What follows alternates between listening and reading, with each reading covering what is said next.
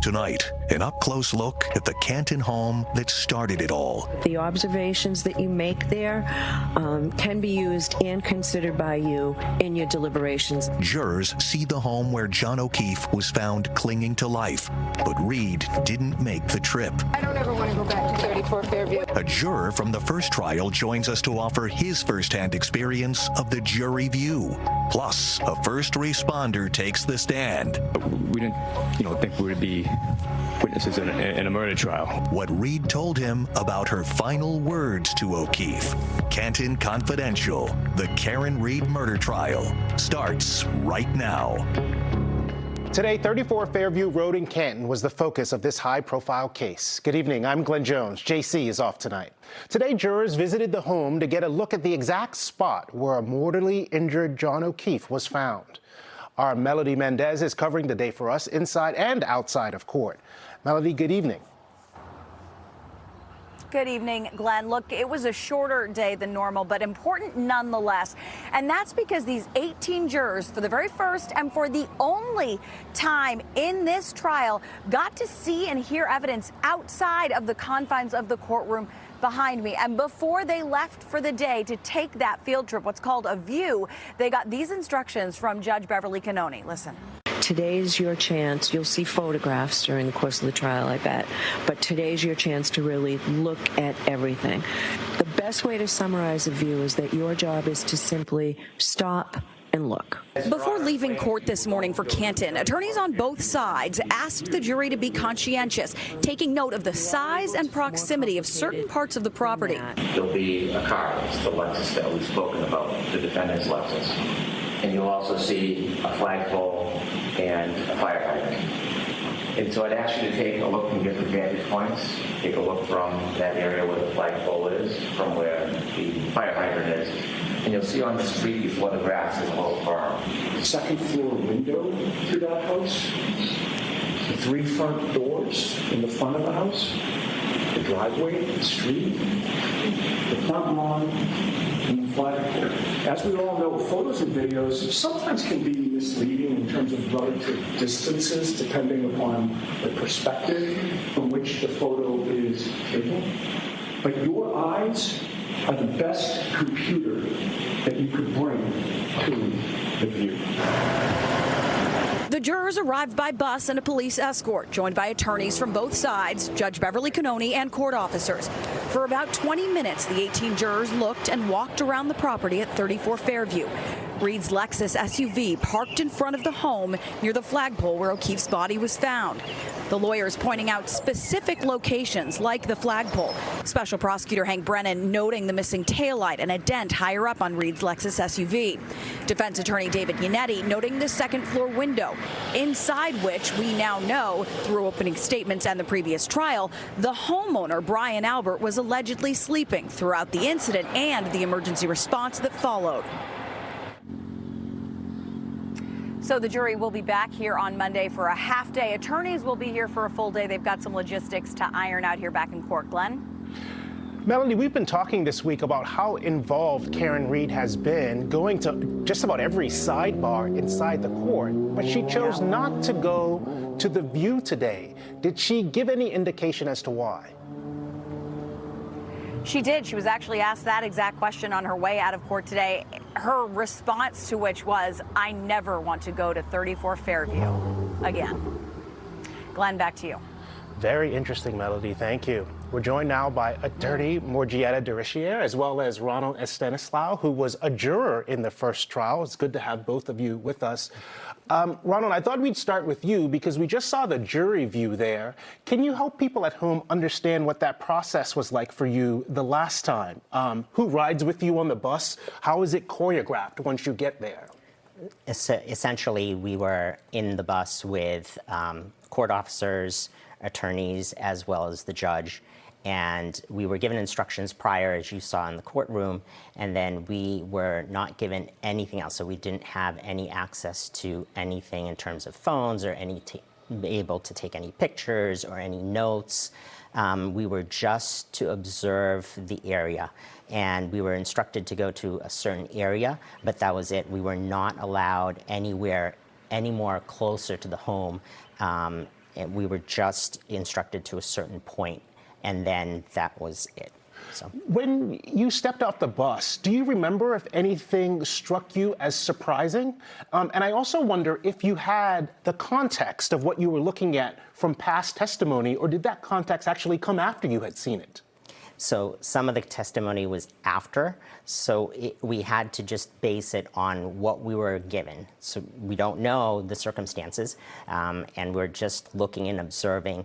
Some individuals were trying to see how many paces to a certain area, looking at the area in terms of lighting. It was during the day, and I know this was nighttime, so that would have changed perspective, as well as there's snow and ice and whatever else is going on. So those all would have changed, but at least giving us an idea of where the landmarks are in general.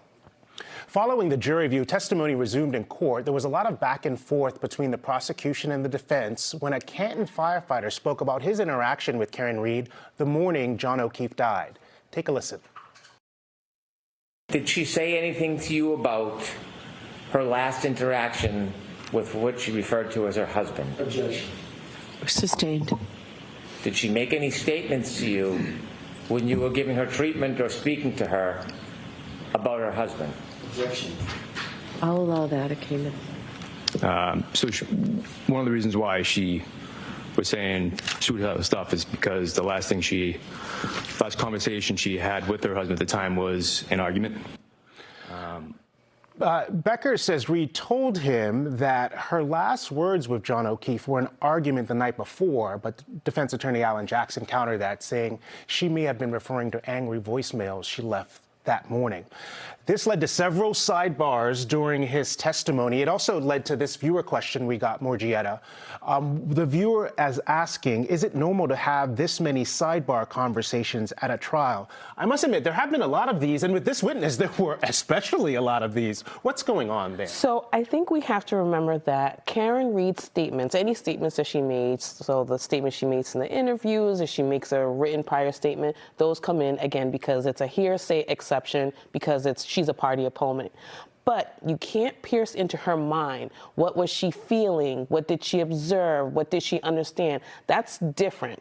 So like calling her angry might be one of those situations? Absolutely. You can talk about what she said, but you can't pierce into her mind. So all of these sidebars that I presume that are happening are the attorneys arguing over, just talk about what you think she said or what she did say, but not piercing into her mind, because as we know, a lot of the elements, especially in two of the charges, talk about her state of mind and her consciousness, and you can't let that get to the jury for them to make their own decisions. They can make decisions about what she said, but not about her state of mind. Why isn't an objection enough to solve that? Why the sidebars? What's happening there? There are legal issues that the attorneys have to go back and forth on, and I think a lot of the information that has come out has just been about her state of mind. So the judge is kind of acting as a referee. I think Sue O'Connell talked about this the other night, and making sure that everybody's playing fair, and you don't want that to be heard in front of the jury. Gotcha.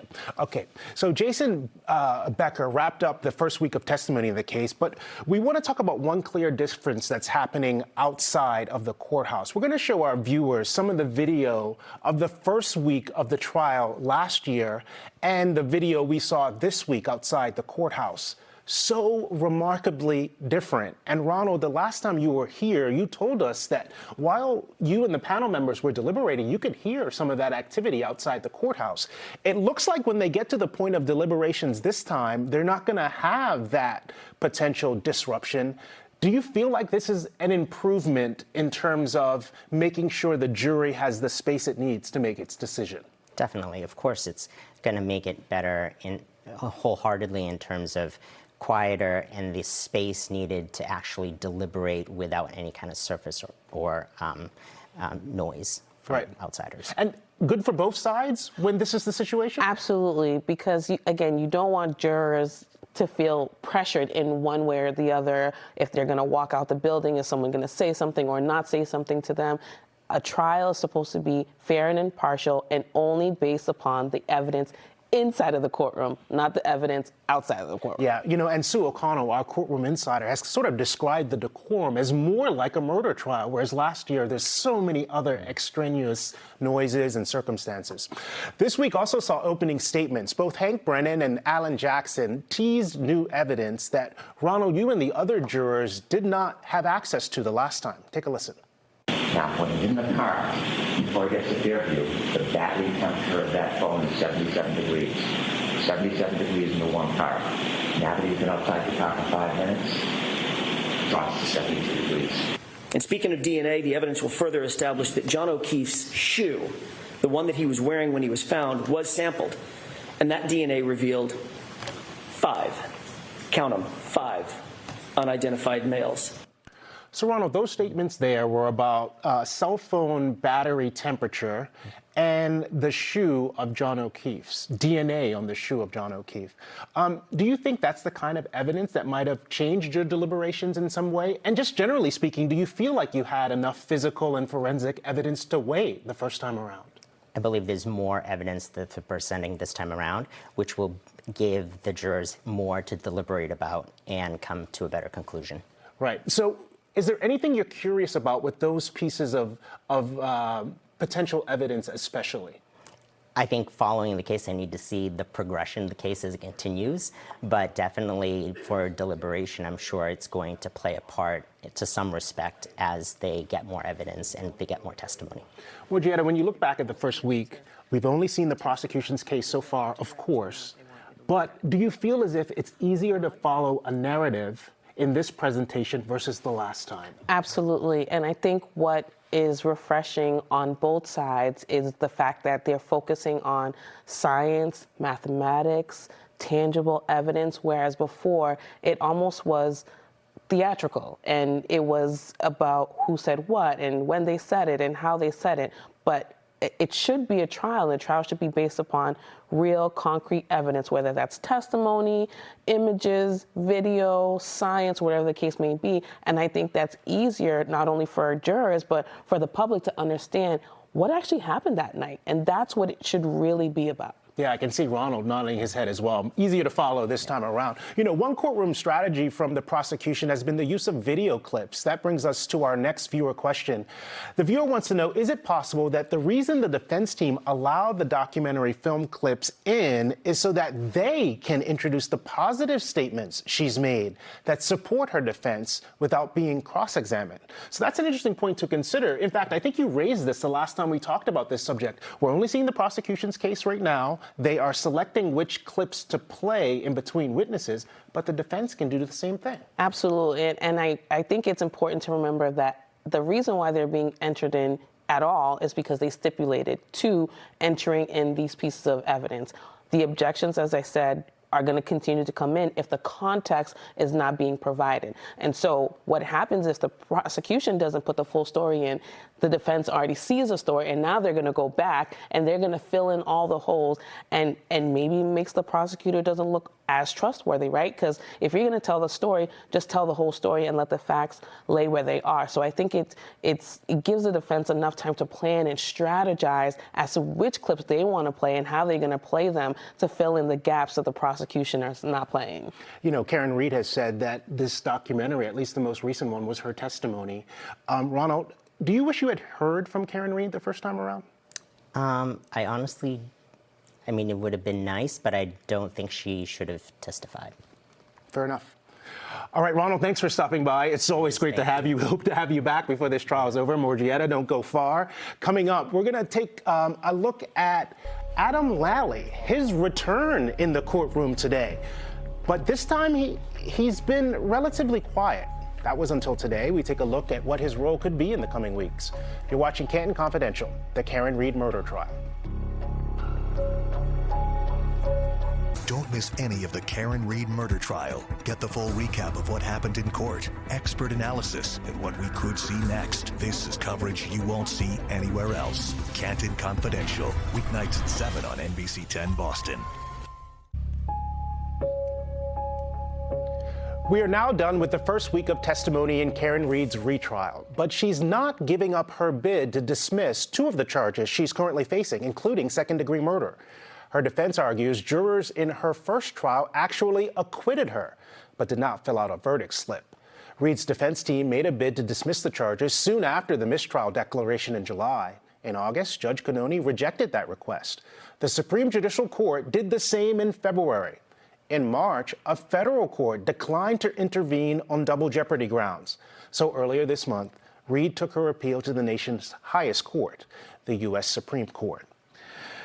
Now let's bring back Morgietta as well as NBC 10 courtroom insider Sue O'Connell. Morgietta, I'll start with you because Justice Ketanji Brown Jackson already denied Reed's bid to delay her retrial, but has not made a formal decision about what to do on the case. And we know that they at least discussed it today. Can you just help our viewers understand what might be the next step from here? So again, first we have to frame this in the sense that they understand that there are several lower courts that have already declined to take this, and that's important in their decision-making process. If they do grant certiorari, which is the formal procedure for them taking up the case, they will schedule a follow-up hearing where they would outline what the timeline would be. Now, this timeline is a very long timeline. It can take up to a year just to do the briefs for the petition just to go before the U.S. Supreme Court. And we're not even talking about a hearing date. So the trial could well be over by that point, I'm assuming, before we even hear the arguments before the U.S. Supreme Court. So it's not a straight-through process, and even if they agree, the trial would have been over already. The wheels of justice are slow. I've heard that before. So, Sue, what's the scuttlebutt around the Superior Courthouse? Do people think this might happen? Well, it's interesting. Everything she said is absolutely 100%. It's the last resort that you have going before the Supreme Court. However, I have talked to a number of people who were just dismissing the idea. You know, like, why is she even doing this? Why are they doing this? And then they've heard Ronald talk about what happened in the jury room. They've read the story about Ronald in the Globe that was a couple of weeks ago. And then suddenly they're like, well, wait a minute. This doesn't seem very kosher, what happened. And this right to, double jeopardy and not be convicted again is a fundamental part of our Constitution. 100%. So, these are the kind of Hail Mary things that actually sometimes change the entire course of law in the United States. So we'll see. You know what? It would be on brand for this case. Exactly. Let's be honest. Absolutely be on brand. All right, so we will have to wait to see what happens there, but we want to get to another viewer question. It's about Hank Brennan taking over for Adam Lally as lead prosecutor. But Lally is, of course, still on the team. So here's the question. What is Adam Lally's purpose in this second trial? I noticed he has not questioned, objected, or spoken at all, says this viewer. But that changed this morning. Take a listen. Now, Doctor, what types of precautions are in place at Good Samaritan with respect specifically to alcohol testing in the blood? Or I should say taking the blood sample from the patient. What a familiar voice, Sue O'Connell. I remember last time at the end of the first week of the trial, you were a little concerned about a meandering narrative that really wasn't going to a destination. This time there's a different presentation. What do you make of the difference between the two styles, and what do you expect Adam Lally's role to be for the remainder of this trial? Well, Hank Brennan obviously has a very different approach and a very streamlined approach and gets right to the point and doesn't, set things up to the degree that Adam Lally did. Adam Lally, I'll remind everybody, is a public servant, and he had this case almost entirely by himself last time. He certainly had an office working with him. There are certainly other lawyers, but he argued and asked almost, I think, every single question except one motion on his back by himself. And I might also argue that if they took some of this money, our tax dollars that are paying Hank Brennan, and invested in lawyers in the DA's office, perhaps they wouldn't have had to hire someone because, Adam Lally does not make the money that Hank Brennan makes in the private sector, as well as what we taxpayers are paying him. So his role right now is definitely as part of the team. And I see him conferring with Hank Brennan every day outside when he takes a cigarette break. And they're talking, and he's certainly working behind the scenes. And I think we're going to see more of him as we should have seen from another lawyer when Adam Lally was trying this case by himself practically. Yeah, you know, she raises a good point about public servants in DA's offices all over the Commonwealth who have heavy lifts. Yeah, and you know, going back to Sue's point, I agree. We're talking, what was it, 8 weeks? Yeah, it was a long time. I mean, we all go to work every single day, but, you know, doing the mind tangling and having this grueling work on you every single day is a lot. Most trials, most murder trials don't really even last as long as the first trial did. So I do agree when you have, and I'm sure that wasn't his only caseload. I would be very surprised if he wasn't working on other things. So we'll see more of him, I'm sure, because even prosecutor Hank is going to need some time to take a break, and having him jump in, and he knows all the facts of the case, right? Mm-hmm. So it's not going to be uncommon for us to see him step in from time to time to do some questioning, to allow everybody else on the team to strategize or plan for whoever the next witness is going to be. All right, both of you get to take a deep breath this weekend. So much happened this week with opening statements and Peggy O'Keefe on the stand and a jury view, and we've got yet a long way to go. Sue Morgietta, thank you very much. If you have any questions about this case, send them our way. We've got the email address up on our screen, canton.confidential@nbcuni.com. We'll answer as many questions as we can. And remember to join us here on Canton Confidential, the Karen Reed murder trial, every weeknight at 7. We'll have a full recap of the latest developments from court as well as legal analysis. Plus, episodes will be streaming on Peacock starting this Sunday. You're watching Canton Confidential, the Karen Reed murder trial.